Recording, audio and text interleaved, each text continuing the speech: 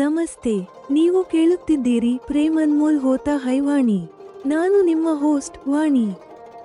ಕಳೆದ ಸಂಚಿಕೆಯಲ್ಲಿ ನನ್ನ ಶಿಷ್ಯೆ ಸೌಮ್ಯ ತನ್ನ ಪಪ್ಪಾ ಮದುವೆಯ ಕಾರ್ಡ್ ನೀಡಿದ್ದಳು. ಇಂದು ನೀವು ಕೇಳುವಿರಿ ಯೋಗೇಶ್ ಅವರ ಆದರ್ಶ ವಿವಾಹ, ಪಪ್ಪಾ ಅವರನ್ನು ಚಿಂತೆಗೀಡು ಮಾಡಿದ ಅಲ್ಕಾ ಮ್ಯಾಮ್ ಅವರ ಆಡಂಬರ, ಮತ್ತು ಮದುವೆಯ ಕಾರ್ಡ್ ಹಂಚಿದ ನಂತರ ಜನರ ಮತ್ಸರದ ಮಾತುಗಳು, ಅದಕ್ಕೆ ಸ್ವಪ್ನಿಲ್ ನೀಡಿದ ಆಘಾತಕಾರಿ ಉತ್ತರ. ಯೋಗೇಶ್ ಅವರ ಅನುಕರಣೀಯ ನಿರ್ಧಾರ. ಎರಡನೇ ವಿವಾಹ. ಸೌಮ್ಯ ಹೇಳಿದಳು, ಅವಳ ಪಪ್ಪಾ ಯೋಗೇಶ್ ಅವರು ಅಂತಹ ಮಹಿಳೆಯನ್ನು ಮದುವೆಯಾಗುತ್ತಿದ್ದಾರೆ, ಯಾರನ್ನು ಗಂಡು ಮಗು ಆಗಲಿಲ್ಲ ಎಂಬ ಕಾರಣಕ್ಕೆ ಮೊದಲ ಪತಿ ಬಿಟ್ಟಿದ್ದರು ಮತ್ತು ಅವರಿಗೆ 2 ಸಣ್ಣ ಹೆಣ್ಣು ಮಕ್ಕಳಿದ್ದಾರೆ. ಸರಿಯಾದ ದೃಷ್ಟಿಕೋನ. ಇದನ್ನು ಕೇಳಿ ಯೋಗೇಶ್ ಅವರು ನನ್ನ ಸಲಹೆ ಪಾಲಿಸಿದ್ದಕ್ಕೆ ನನಗೆ ತೃಪ್ತಿಯಾಯಿತು.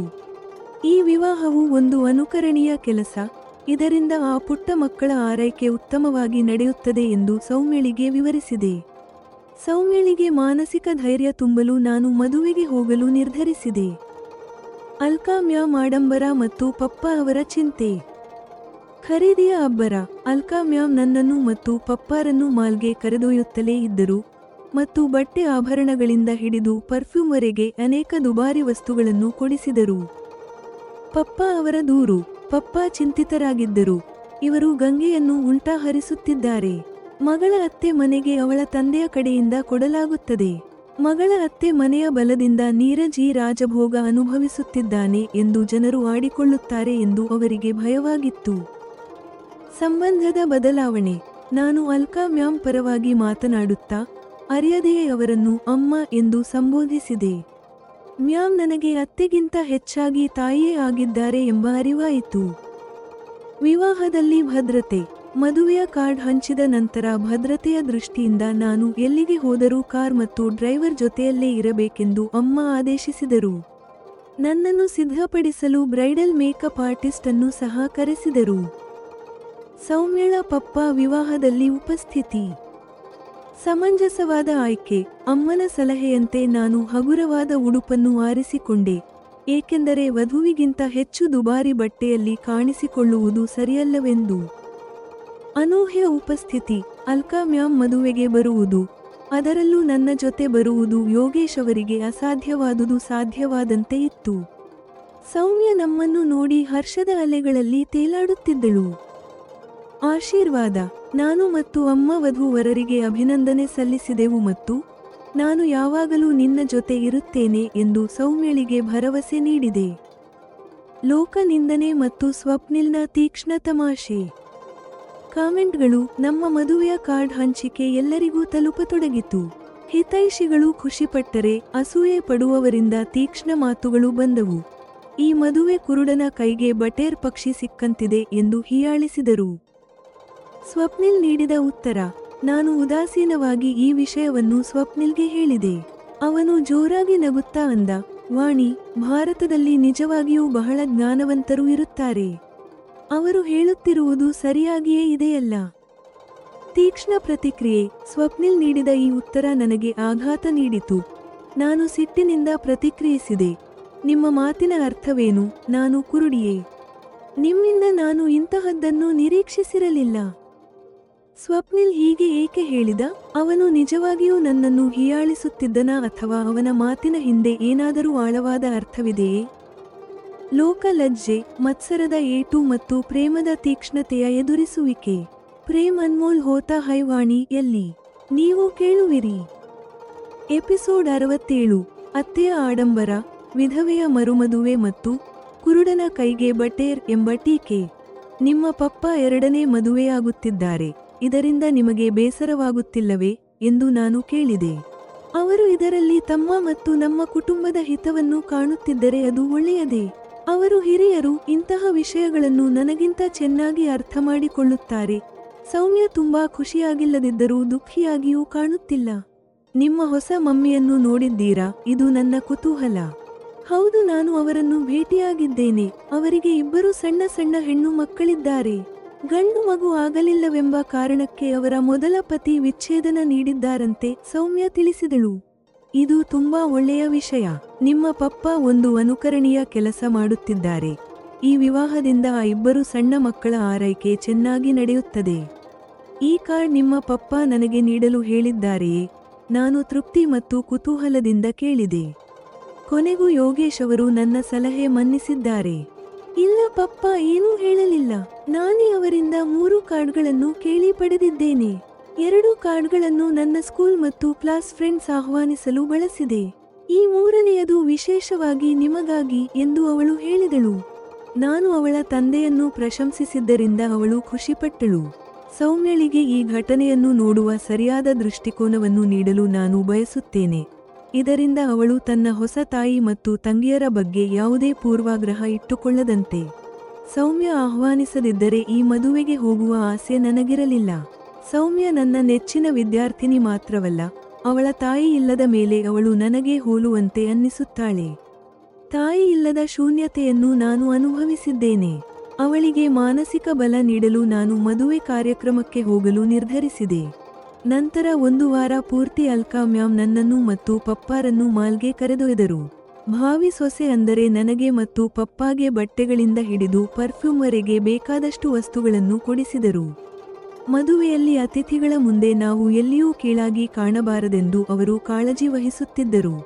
ಸ್ವಾಭಿಮಾನಿಯಾದ ಪಪ್ಪ ಬೇಡವೆಂದರೂ ಅವರು ಕೇಳಲಿಲ್ಲ. ನನಗಾಗಿ ಖರೀದಿಸಿದ ಒಡವೆ ಮತ್ತು ದುಬಾರಿ ಬಟ್ಟೆಗಳನ್ನು ನಾನು ಮ್ಯಾಮ್ ಹತ್ತಿರವೇ ಬಿಡುತ್ತಿದ್ದೆ. ಅವರು ನನ್ನ ಮುಜುಗರವನ್ನು ಅರ್ಥಮಾಡಿಕೊಂಡು ಅವುಗಳನ್ನು ತಮ್ಮ ಮನೆಯಲ್ಲೇ ಇಟ್ಟುಕೊಳ್ಳುತ್ತಿದ್ದರು. ಮಾಲ್ನಿಂದ ಹಿಂದಿರುಗಿದ ನಂತರ 1 ದಿನ ಪಪ್ಪ ಬೇಸರದಲ್ಲಿದ್ದರು. ವಾಣಿ, ನಿನ್ನ ಹೊಸ ಅತ್ತೆ ಅಮ್ಮ ಮದುವೆಗೆಂದು ನನ್ನ ಬಟ್ಟೆಗಳಿಗೆ ಎಷ್ಟು ಖರ್ಚು ಮಾಡಿದ್ದಾರೆಂದರೆ ನಾನು 10 ವರ್ಷಗಳಲ್ಲೂ ಅಷ್ಟು ಖರ್ಚು ಮಾಡುತ್ತಿರಲಿಲ್ಲ. ಮಗಳ ಅತ್ತೆ ಮನೆಗೆ ಮಗಳ ತಂದೆ ಕಡೆಯಿಂದ ಉಡುಗೊರೆ ನೀಡುತ್ತಾರೆ. ಆದರೆ ಇಲ್ಲಿ ಗಂಗೆ ಉಲ್ಟಾ ಹರಿಯುತ್ತಿದೆ. ಪಪ್ಪ ಲೆಕ್ಕ ಹಾಕುತ್ತಾ ದೂರುತ್ತಿದ್ದರು. ಪಪ್ಪ, ನನಗೆ ತಿಳಿದ ಮಟ್ಟಿಗೆ ಅಮ್ಮನಿಗೆ ಆಸ್ತಿಗಿಂತ ಮಾನವೀಯ ಮೌಲ್ಯಗಳೇ ಮುಖ್ಯ. ನಿಮ್ಮ ವ್ಯಕ್ತಿತ್ವ ಕಂಡು ಅವರು ಪ್ರಭಾವಿತರಾಗಿದ್ದಾರೆ. ಅವರು ಮಾಡುತ್ತಿರುವುದು ನಮಗಾಗಿ ಅಲ್ಲ, ನಮ್ಮ ಗೌರವಕ್ಕಾಗಿ. ಮದುವೆಯಲ್ಲಿ ನೀವು ಎಲ್ಲೂ ಕಡಿಮೆಯಾಗಬಾರದೆಂಬುದು ಅವರ ಆಶಯ ಎಂದು ನಾನು ಅಲ್ಕಾ ಮ್ಯಾಮ್ ಪರವಾಗಿ ಮಾತನಾಡಿದೆ.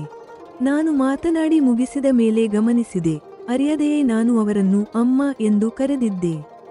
ಅಲ್ಕಾ ಮ್ಯಾಮ್ ಆ ಪದವನ್ನು ನನ್ನ ಬಾಯಲ್ಲಿ ರೂಢಿಸಿಬಿಟ್ಟಿದ್ದರು. ರಾಶಿಲ್ನಿಗೆ ಅವರು ಅತ್ತೆ ಇರಬಹುದು, ಆದರೆ ನನಗೆ ಅವರು ತಾಯಿಗಿಂತಲೂ ಮಿಗಿಲಾಗಿದ್ದಾರೆ.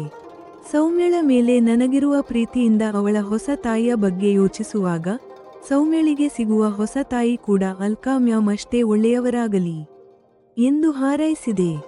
ಅಷ್ಟರಲ್ಲಿ ಪಪ್ಪ ಅವರ ಧ್ವನಿ ನನ್ನ ಯೋಚನೆಯನ್ನು ತಡೆದವು. ಮದುವೆಯಲ್ಲಿ ಇಂತಹ ದುಬಾರಿ ಬಟ್ಟೆಗಳನ್ನು ನನ್ನ ಮೈಮೇಲೆ ನೋಡಿ ಜನರು ಏನೇನೋ ಮಾತಾಡುತ್ತಾರೆ. ಮಗಳ ಅತ್ತೆ ಮನೆಯ ಬಲದಿಂದ ನೀರಜ್ ಈ ರಾಜಭೋಗ ಅನುಭವಿಸುತ್ತಿದ್ದಾನೆ ಎಂದು ಅಂದೇ ಅಂತಾರೆ ಎಂದು ಅವರು ಚಿಂತೆಗೀಡಾಗುತ್ತಿದ್ದರು. ಪಪ್ಪ, ನಮ್ಮ ಹಿತೈಷಿಗಳು ಖುಷಿಪಡುತ್ತಾರೆ. ನಮ್ಮ ಮೇಲೆ ಅಸೂಯೆ ಪಡುವವರ ಬಗ್ಗೆ ಯೋಚಿಸಿ ನಾವು ಸಮಯ ವ್ಯರ್ಥ ಮಾಡಬಾರದು ಎಂದು ನಾನು ಅವರಿಗೆ ತಿಳಿ ಹೇಳಲು ಪ್ರಯತ್ನಿಸಿದೆ. ನೀನು ಹೇಳುವುದು ಸರಿ ವಾಣಿ, ಆದರೆ ಮಗಳ ತಂದೆಗೆ ಲೋಕದ ಭಯ ಇರುತ್ತದೆ. ಇರಲಿ ಬಿಡು, ಜನರಿಗೆ ಏನಾದರೂ ಹೇಳಲು ಒಂದು ವಿಷಯ ಬೇಕು. ನಾನೂ ಕೂಡ ಬೇರೆಯವರ ಬಗ್ಗೆ ಏನೋ ಹೇಳಿರುತ್ತೇನಲ್ಲವೇ? ಪಪ್ಪ ಈಗ ಸ್ವಲ್ಪ ಶಾಂತರಾಗಿ ಕಾಣುತ್ತಿದ್ದಾರೆ. ಮರುದಿನ ಫೋನ್ನಲ್ಲಿ ಅಲ್ಕಾ ಮ್ಯಾಮ್ಗೆ ತಿಳಿಸಿದೆ, ಅಮ್ಮ, 2 ದಿನಗಳ ನಂತರ ನಾನು ಸೌಮ್ಯಳ ಪಪ್ಪ ಮದುವೆಗೆ ಹೋಗುತ್ತೇನೆ. ಓಹ್, ನನಗೂ ಆಮಂತ್ರಣ ಬಂದಿತ್ತು, ಆದರೆ ಹೋಗುವ ಯೋಚನೆ ಇರಲಿಲ್ಲ. ಈಗ ನೀನು ಹೋಗುತ್ತಿರುವುದರಿಂದ ನಾನು ನಿನ್ನ ಜೊತೆ ಬರುತ್ತೇನೆ. ಇನ್ನು ಮುಂದೆ ನೀನು ಎಲ್ಲೇ ಹೋದರೂ ಕಾರ್ನಲ್ಲೇ ಹೋಗಬೇಕು. ನಿನ್ನ ಮತ್ತು ಸ್ವಪ್ನಿಲ್ ಮದುವೆಯ ಕಾರ್ಡ್ಗಳು ಬಂದಿವೆ. ಈಗ ನಿನ್ನ ಹೊಸ ಗುರುತು ಎಲ್ಲರಿಗೂ ತಿಳಿಯುತ್ತದೆ. ಹಾಗಾಗಿ ನಿನ್ನ ರಕ್ಷಣೆ ಮುಖ್ಯ ಎಂದು ಆದೇಶಿಸಿದರು. ಸರಿ ಅಮ್ಮ, ನನಗೆ ಅರ್ಥವಾಯಿತು ಎಂದು ನಾನು ಸಾಯೋಷದಿಂದ ಹೇಳಿದೆ. ಇನ್ನು ಮುಂದೆ ನಿನಗಾಗಿ ಒಂದು ಕಾರ್ ಮತ್ತು ಡ್ರೈವರ್ ಯಾವಾಗಲೂ ಲಭ್ಯವಿರುತ್ತಾರೆ. ಹೋಗುವ ಮುನ್ನ ಡ್ರೈವರ್ಗೆ ಕಾಲ್ ಮಾಡು. ಸೌಮ್ಯ ಮನೆಗೆ ಹೋಗುವ ದಿನ 2 ಗಂಟೆ ಮುಂಚೆಯೇ ನಮ್ಮ ಮನೆಗೆ ಬಾ, ನಾನೇ ನಿನ್ನನ್ನು ಸಿದ್ಧಪಡಿಸುತ್ತೇನೆ ಎಂದು ಅಮ್ಮ ಪ್ರೀತಿಯಿಂದ ಹೇಳಿದರು. ಅವರ ಮಾತಿನಲ್ಲಿ ನನಗೆ ಆಯ್ಕೆಯೇ ಇರಲಿಲ್ಲ. ಅವರ ಬಗ್ಗೆ ನನಗೆ ಗೊತ್ತಿಲ್ಲದಿದ್ದರೆ ಈ ರೀತಿಯ ಆದೇಶಕ್ಕೆ ಕೋಪ ಬರುತ್ತಿತ್ತು. ಆದರೆ ಅವರು ನನ್ನ ರಕ್ಷಣೆಗಾಗಿಯೇ ಮಾಡುತ್ತಿದ್ದಾರೆ ಎಂಬುದು ನನಗೆ ತಿಳಿದಿತ್ತು. 2 ದಿನದ ನಂತರ ನಾನು ಸಮಯಕ್ಕೆ ಸರಿಯಾಗಿ ತಲುಪಿದೆ. ಅಮ್ಮ ಮೇಕಪ್ ಆರ್ಟಿಸ್ಟ್ ಅನ್ನು ಕರೆಸಿದ್ದರು. ಅಮ್ಮ ನನ್ನ ಮುಂದೆ ಬಟ್ಟೆ ಮತ್ತು ಒಡವೆಗಳನ್ನು ಇಟ್ಟರು. ನಾನು ಒಂದು ಲೆಹೆಂಗಾ ಆರಿಸಿದಾಗ ಅವರು ಅಂದರು, ವಾಣಿ, ಇದು ತುಂಬಾ ಚೆನ್ನಾಗಿದೆ, ಆದರೆ ನೀನು ಸ್ವಲ್ಪ ಸಿಂಪಲ್ ಆಗಿರುವುದನ್ನು ಆರಿಸಿಕೋ. ಇಲ್ಲದಿದ್ದರೆ ನೀನು ಅಲ್ಲಿ ವಧುವಿಗಿಂತ ಹೆಚ್ಚು ಆಕರ್ಷಕವಾಗಿ ಕಾಣುತ್ತೀಯ. ಅದು ಅಲ್ಲಿ ಸರಿಯಾಗಿರುವುದಿಲ್ಲ. ಹೌದು ಅಮ್ಮ, ನೀವು ಹೇಳುವುದು ಸರಿ. ನಾನು ಆ ವಿಷಯ ಯೋಚಿಸಿರಲಿಲ್ಲ. ಹೇಗೂ ಇದು ಅವರ ಎರಡನೇ ವಿವಾಹವಲ್ಲವೇ, ಸಿಂಪಲ್ ಆಗಿಯೇ ನಡೆಯಲಿ. ನಂತರ ಮೇಕಪ್ ಆರ್ಟಿಸ್ಟ್ ನನ್ನನ್ನು ಸಿದ್ಧಪಡಿಸಿದರು, ಅಮ್ಮ ಕೂಡ ಸ್ವಲ್ಪ ಸಹಾಯ ಮಾಡಿದರು. ನಮ್ಮನ್ನು ಅಲ್ಲಿ ನೋಡಿ ಸೌಮ್ಯ ಹರ್ಷದಿಂದ ಕುಣಿದಾಡತೊಡಗಿದಳು.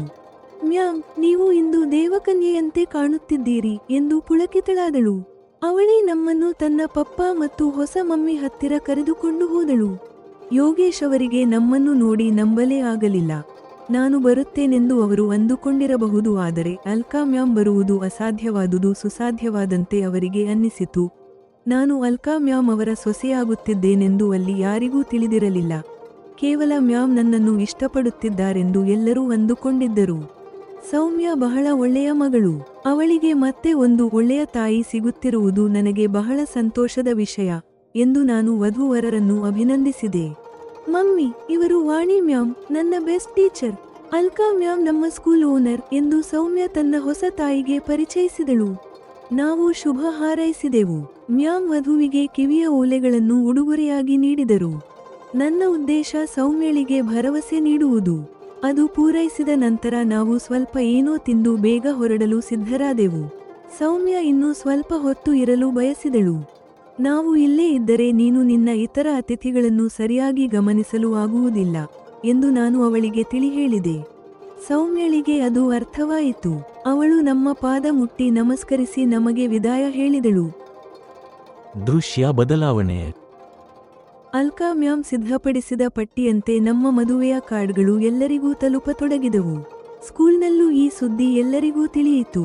ನಮ್ಮ ಹಿತೈಷಿಗಳು ನನ್ನ ಸುಖದ ಬಗ್ಗೆ ಸಂತೋಷಪಟ್ಟರು. ಅವರು ಹೇಳುತ್ತಿದ್ದರು, ವಾಣಿ ಭವಿಷ್ಯ ತುಂಬಾ ಉಜ್ವಲವಾಗಿದೆ. ಅವಳು ಚಿಕ್ಕವಳಿರುವಾಗಲೇ ತಾಯಿಯನ್ನು ಕಳೆದುಕೊಂಡಿದ್ದಳು, ಆದರೆ ಈಗ ಅತ್ತೆಯ ರೂಪದಲ್ಲಿ ಅಲ್ಕಾ ಅವರಂತಹ ದಯಾಮಯಿ ತಾಯಿ ಸಿಕ್ಕಿದ್ದಾಳೆ. ಆದರೆ ಕೆಲವೊಂದು ಅಸೂಯೆಯ ಮಾತುಗಳು ಕೂಡ ಕೇಳಿಬಂದವು. ಅದರಲ್ಲಿ ಒಂದು, ಈ ಮದುವೆ ಕುರುಡನ ಕೈಗೆ ಬಟೇರ್ ಪಕ್ಷಿ ಸಿಕ್ಕಂತಿದೆ ಎಂದು ಎಗತಾಳಿ ಮಾಡುವುದು.